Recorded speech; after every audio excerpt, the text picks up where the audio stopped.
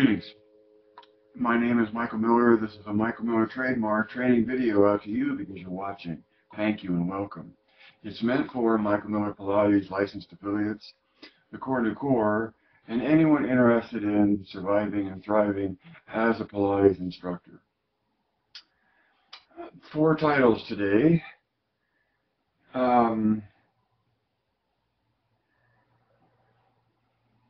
It's a question with no answer. How are you able to get this? This being this point of view. How are you able to get this is my question. I'm amazed at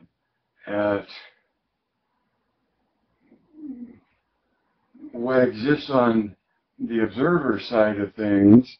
What is it that there is to get, and how, of course, could I make a better presentation to make it easier to get? Number 2, and I'm just going to go through these once instead of, is I don't like going through all the titles at first. Number 2, in total, observe what Joe is observing. Joe who? Joseph Pilates.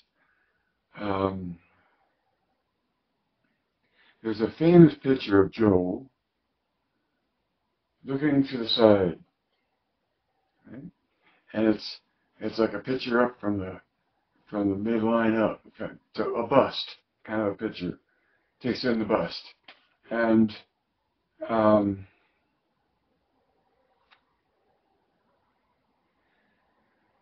I took a similar picture of myself in the same posture and put it right next to Joe's so that we were both looking in the same direction.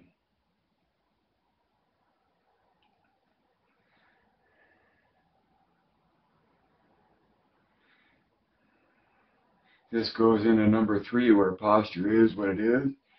And when I put that image out there of me and Joe looking on the same line of sight, and that was the name of the image, line of sight,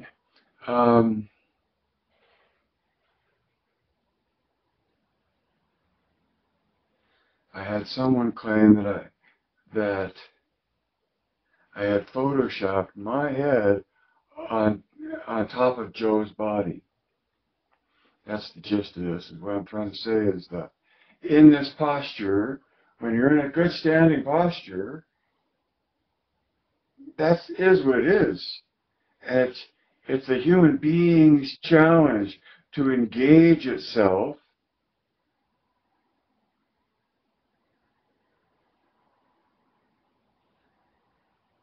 and posture is what it is, meaning that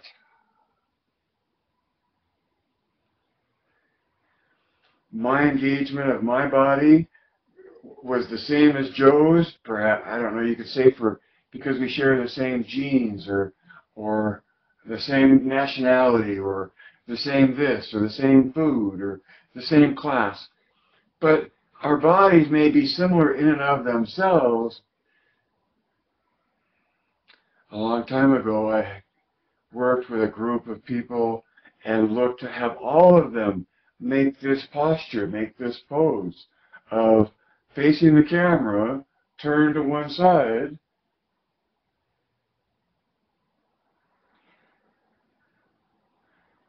to mirror or cover Joe's photo. Now, Joe's photo, in my opinion, he was turned to the left, looking to his right. Okay, you may not be interested in this, but the reason for the turn at all, rather than facing the camera, you know this, right? Is that Joe had a glass eye because he suffered an injury while boxing in England. That's my gist of it. But he had a glass eye. That's pretty obvious from the one picture where he's standing at the counter of some shop. But if that picture is true in representation left to right, then it makes sense that if it was his right eye that he was missing, he would be looking to his left to shield his right eye. Okay? Now, me and others, maybe just me, but photographically I flipped that. Why? Because it's this whole Western orientation of left to right, and having Joe and then me and then somebody else and somebody else all looking along the same line of sight. Left to right is more the flow of things. If your language flows from right to left, I would do it the other way.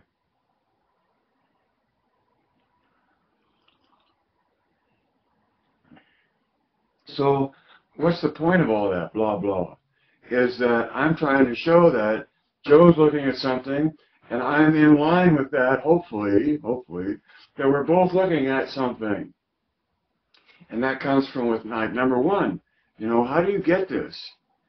What is it that there is to get, and what did it take for you to discover that there was something to get and that you indeed got it, get it?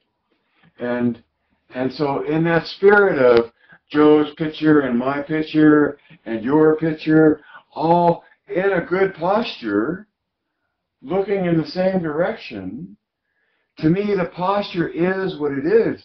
And any human being will wear good posture and look the same way. Now, energetically, they'll be coming from the same place as someone mistook me taking my head and putting it on Joe's body, when it was our bodies were the same in terms of, I think, the posture that they're in, right? Posture. If you're not lying flat on your back and you're standing up, it's about how you orient your body in space.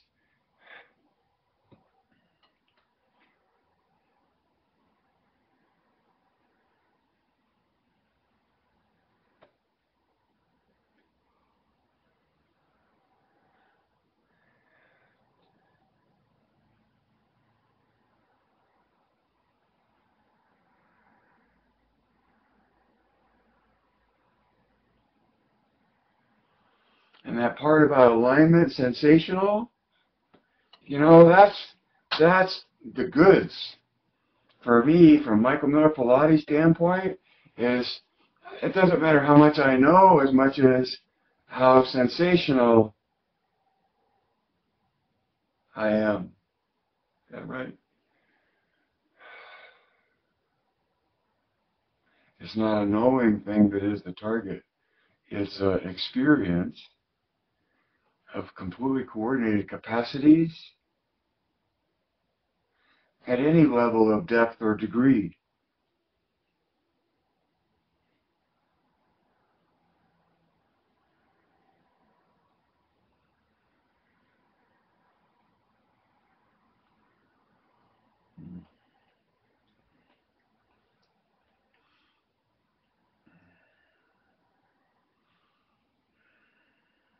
Number 4 is melt into the flow.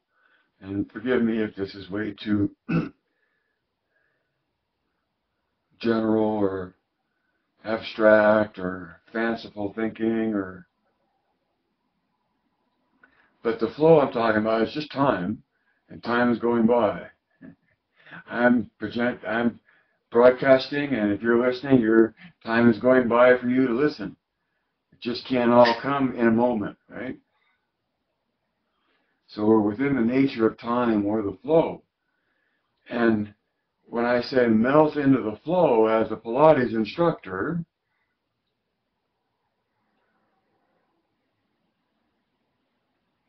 it's like beginning a scene in a Clint Eastwood movie where he's casually saying, well, whenever you're ready. He lets the flow before the scene blend into the flow of the scene. Like that. And I think a good Pilates instructor does the same thing, to the point where it's pretty tough to tell where before the scene started during the scene before the, you know what I mean. And melting into that flow, right, is really, it's like Yoda, you're Yoda, and somehow you shuffle the cave right up to your student. Well, you don't shuffle it up to them because the cave is within them, right? So always, always. You melt into the flow of what's going on, and as an instructor aiming with an MMP to achieve a coordination between being, thinking, and observing, that's what Joe's looking at. I choose to think. That's what I'm looking at and making the point. See, the point is not to look at Joe. The point is not to idolize the person at the expense of missing what captured the person's passion, what the person was looking at. You know, it's so easy to just get caught up in idolizing the messenger because it sets up idolization as a messenger, which is very seductive to participate in. My point to you is that just from Joe's definition, promise, and sequence, you can get to what I think Joe is looking at. Well, he may not be looking at any of that, and it may have just been looking that way to hide his glass eye. But in taking it to my appropriation of his image is to assert he's looking at something, I'm looking at something, and I encourage you as the viewer of this broadcast to try to see the same thing. Now, it takes you out of being the object of the light, but it's much better to hold the curtain aside for your student and connect them like big plugs that connect together, big electrical plugs, for themselves. So, in concluding, I came across this description of this artifact, and this artifact is called an ammonite. It's an extinct group of mollusks which, along with the dinosaurs, died out at the close of the Cretaceous period about 65 million years ago. So this died out about 65 million years ago. And yet the first ammonites are recognized in rocks of the Devonian age, which is 365 to 390 million years ago. So they showed up, you know, a really long time ago, and they were extinct 65 million years ago, and they are related to the present day Nautilus.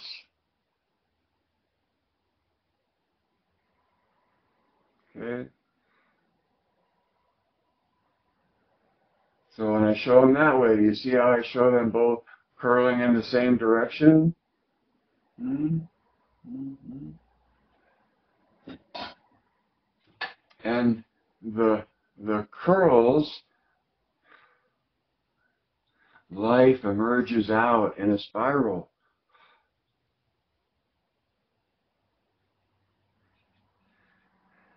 The organism in some way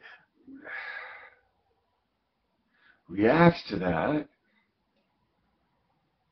in response to its growth. So what am I saying there? I'm saying that the body evolves outward, expands outward, and yet to gain control of the movement, it's an involution in. Right? And that's, to me, the fact of the physics. It's the fact of the biology striving to achieve the physics.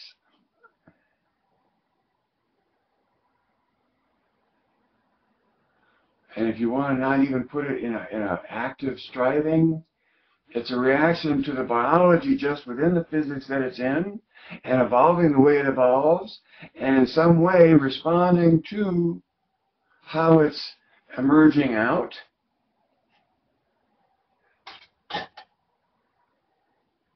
The core is a grip at the hips, physiologically, according to MMP, right?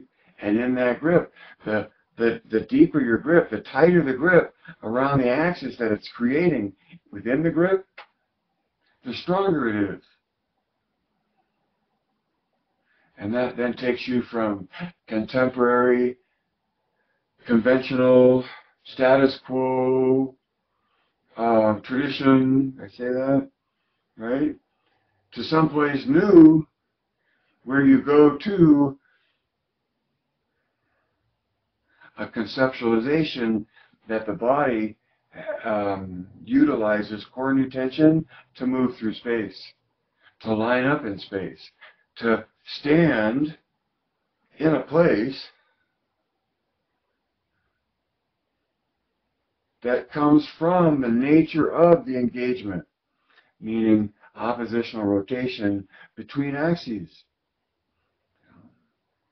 What other way is there?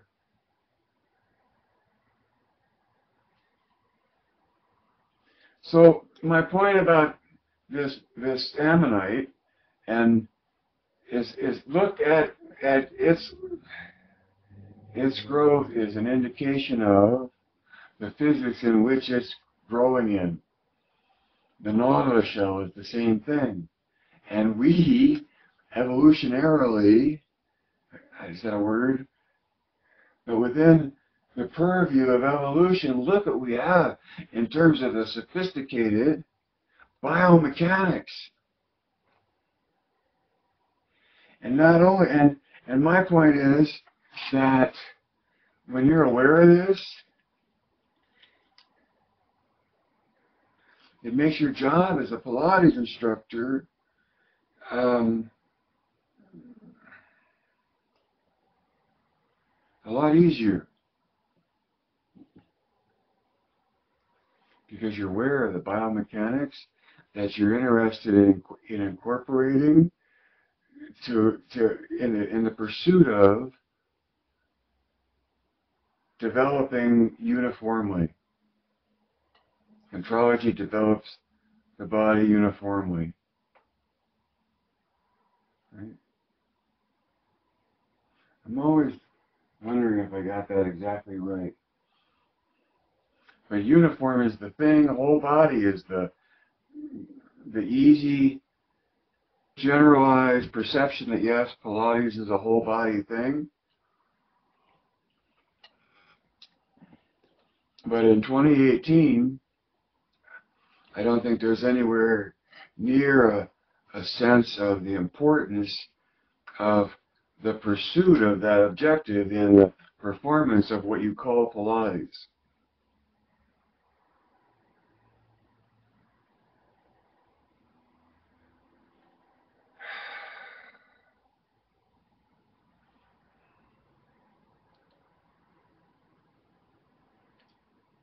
There's a balance, it seems, in life and nature and physics, biology. And that's of balancing tensions, right? And knowing how to engage your musculature to create tension. And then being aware of being able to listen to it, being able to observe it, and have it sensational, and have a person be able to discern what they're sensing to the point where they recognize where they have control and where they don't. Like, are your legs too heavy here, holding them in the air so that you don't feel it in your lower back? Supine, arms by your sides, just holding your legs in the air. when your legs get too heavy, too far away from center, and your back has to lift up to hold that load, it's this that you point your student to as Yoda into their cave, recognizing the loading that's going on in their movement and developing their ability to control their movement by not having the load become so much that you lose your ability at maintaining uniform engagement. Right? If you're a hydraulic hose, as soon as you make a crimp in the hose, right, you lose that uniform distribution of tension.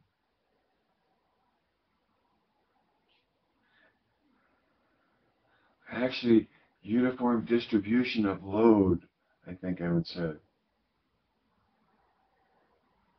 Yeah. Because the tension is what it is, and engages musculature the way it does, but it's the effect of the engagement that is what's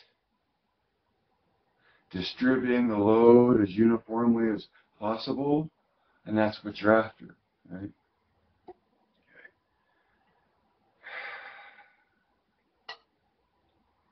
My note was evolution comes out from center, and control comes from reaching in towards center. Right? And to that, so what I would show this little gizmo here, and show that it's a tape measure, right? And if I let go, it goes in there. Now, how does that happen? Why does that happen? That's magic to me. And when I play the student, or when I play the person that doesn't get it, and someone else says, well, there's a spring in there, and the spring in there pulls it in.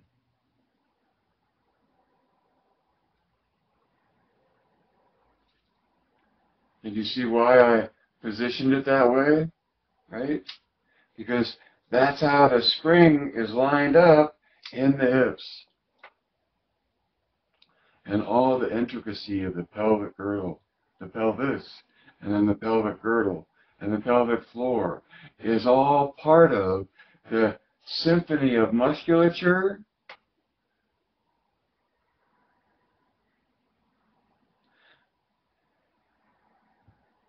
that engages to make a rotational dynamic and control it at the hips. And so stomach, buttocks, inner thighs, the whole muscular engagement is one of, for me, in my imagery and my sensation of things, it might be different for you, but that whole image, and we talk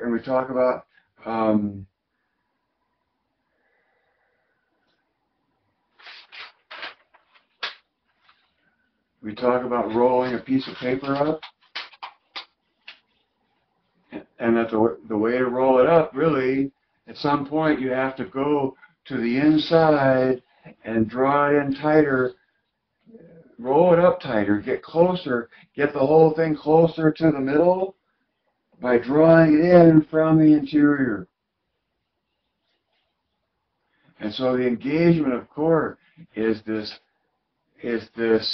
Kegel sphincteresque participation in fundamentally defining what stays in here from what goes out there, right?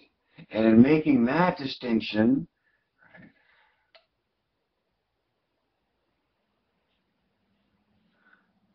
further defines itself in space by how it makes engagement that produces rotational dynamic.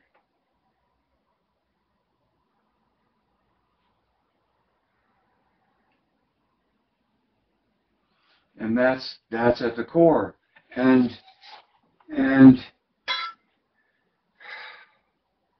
making this 3D and making this grip of a towel Okay, so wrapping a towel up around an axis. Right, there's the towel, and here's the axis. Does that line up with the hips right? No, right? It's like this at the hips, right? That's the way the grip goes. Now, just like cue balls on a billiard table, the body has width. And ideally, in our body, when we're making this grip at the hips, we're making the grip as wide as possible because it makes it as stable as possible. Just like a tightrope walker extending his axis, her axis, out away from center. It's stability in that plane. If you're only paper thin,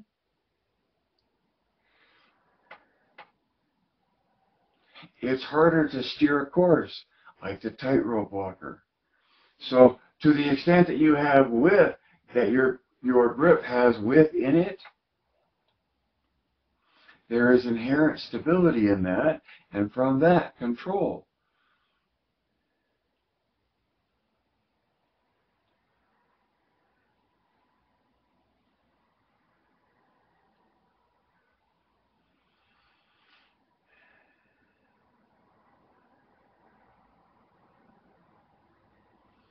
I have a marble, a big marble that's maybe 5 inches across, made of black onyx. When I looked it up, the type of rock it is, as chakras go, is meant for right here at this chakra. Isn't that amazing?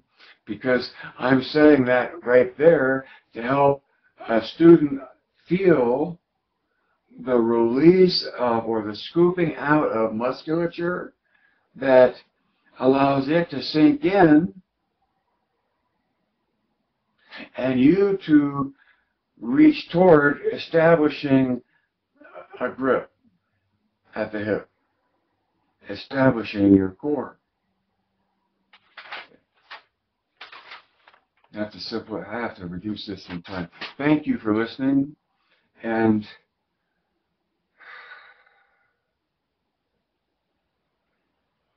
life can't live forever. Read between the lines. See behind the curtain. Add 2 and 2. Direct your thinking. Geist.